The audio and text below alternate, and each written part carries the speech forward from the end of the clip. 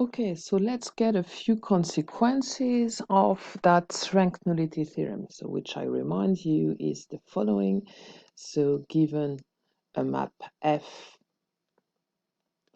that is a linear map between two vector spaces, which we assume have finite dimensional or finite dimensional spaces,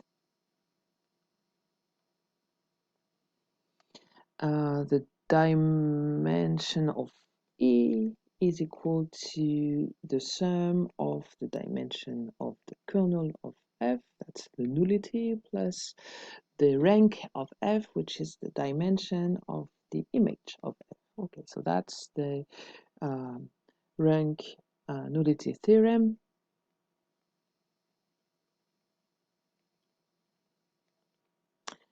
Let's get a few consequences of that. Okay, first one, I actually am going to go with the theorem 20,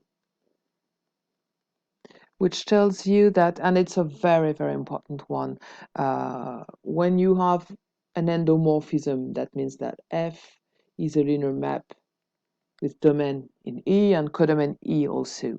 We have that F is injective, is actually going to be equivalent to the fact that F is surjective, equivalent to the fact that F is bijective. This is absolutely huge. Okay, we never have this with usual maps. It's only with linear maps. Okay, injectivity is equivalent to surjectivity is equivalent to bijection. Why is that so? Well, very simply because if F is injective, it means that you saw that it means that the kernel of F then is reduced to the zero element. And so that implies that the dimension of the kernel of F is equal to 0. So the nullity is equal to 0. So if the nullity is equal to 0, then it means that from the rank nullity theorem, we have that the dimension of E is equal to the dimension of the image of F. Okay, and as F is a map with image in E, we know that image of F is included in E, but if plus the fact that the dimension of the image of F is equal to the dimension of E from the rank nullity theorem, then that's two things together. In finite dimensional space, it means that the image of F is equal to actually to E. Okay, why is that so? Because the dimension well, they have the same dimension, so we have the same number of items, for instance, in a basis for each of the space E and image of F, and we know that any basis of one of those spaces is going to be also a basis of the other space then.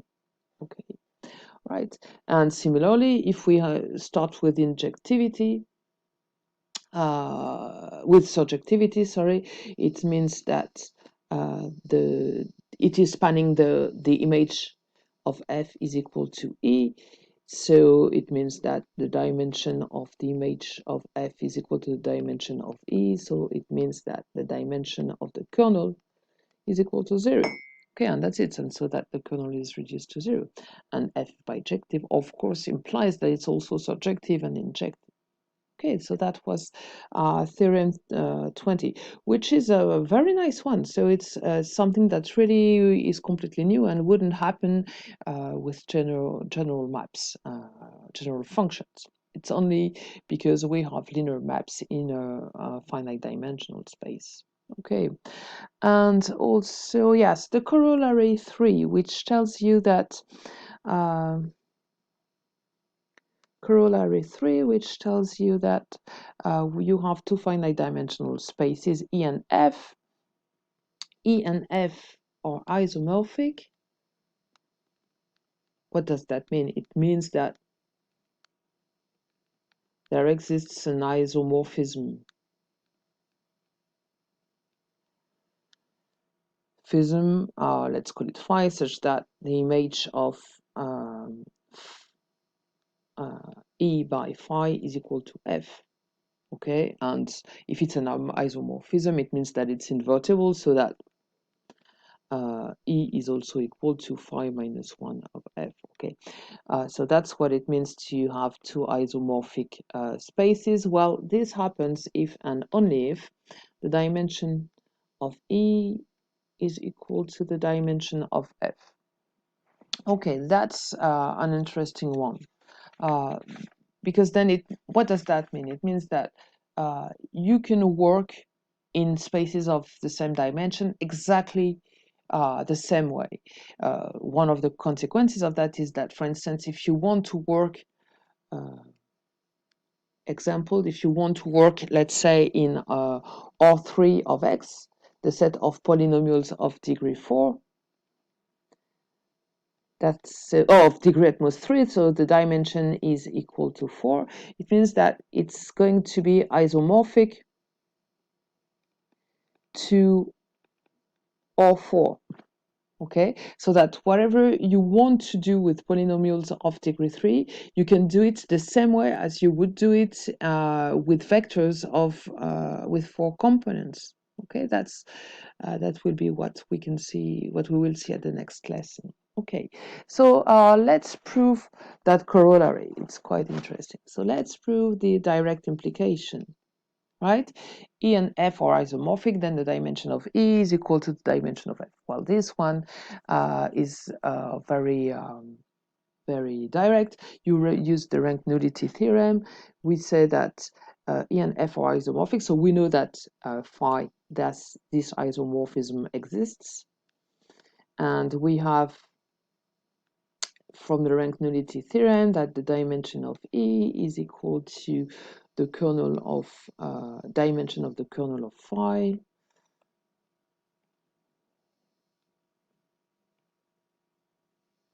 Dimension of the kernel of phi plus the dimension of the image of phi, sorry, not F, so phi.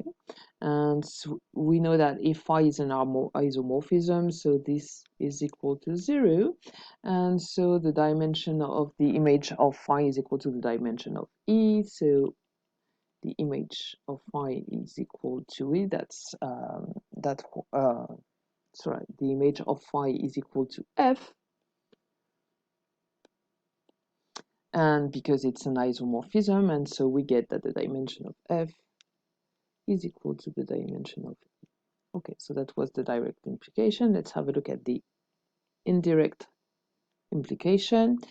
Assuming the dimension of E is equal to the dimension of F, we want to show that there exists an isomorphism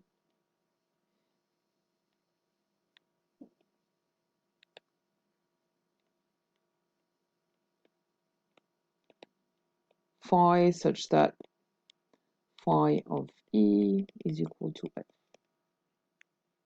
Okay, so that's going to be a very nice one. So if let's say that this dimension is equal to the number n, so we know that in E we have a basis with n elements. Let's call this E1 up to En. That's the basis of E, and let's make similarly a basis of F. Let's call this F1 up to Fn. That would be a basis of F, and we are going to make the build this isomorphism. Let's put phi of ek is equal to fk for any k equals to 1 to n. Okay, why is that a well-defined isomorphism? It's just simply because well-defined isomorphism. Just simply because for any x that belong to E, I know that. Sorry about that. I know that x can be written as a linear combination of the E1 EI element. So I can define f of x, phi of x, sorry, phi of x as phi of lambda 1 e1 plus lambda n en, and that's just because I said that it would be defined this way: lambda 1 phi of e1, which is f1, plus lambda n phi of en, which is fn.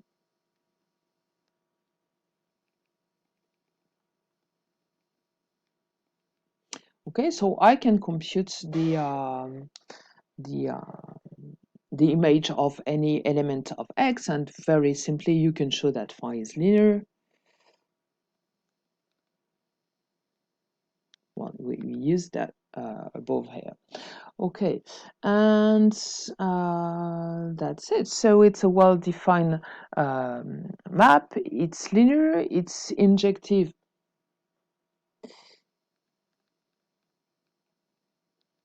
Well, very simply, if you have phi of lambda, phi of x is equal to 0, we want to show that it's reduced to 0.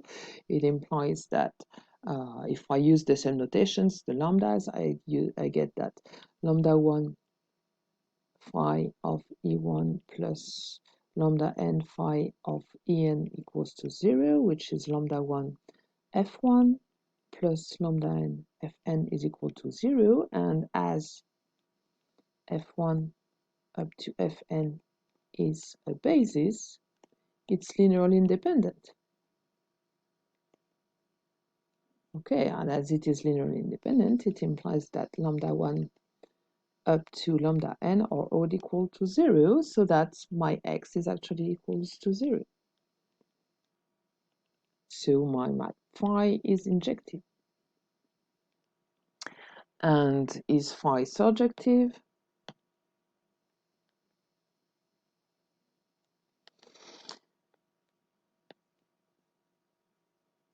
Well, we just have to use the fact that it was injective. Well, it's just a direct consequence of the rank nullity theorem, the one that we just proved before, that if it's injective, then the dimension of the kernel is equal to 0, and so the dimension of the image is actually going to be equal to the dimension is equal to the dimension of E, okay, and which is equal to n, and the subspace of dimension n that is a subset of f is just f itself. Okay, so dimension of image of phi is equal to f. Okay, so we have that E and F. Finally, E and F are isomorphic.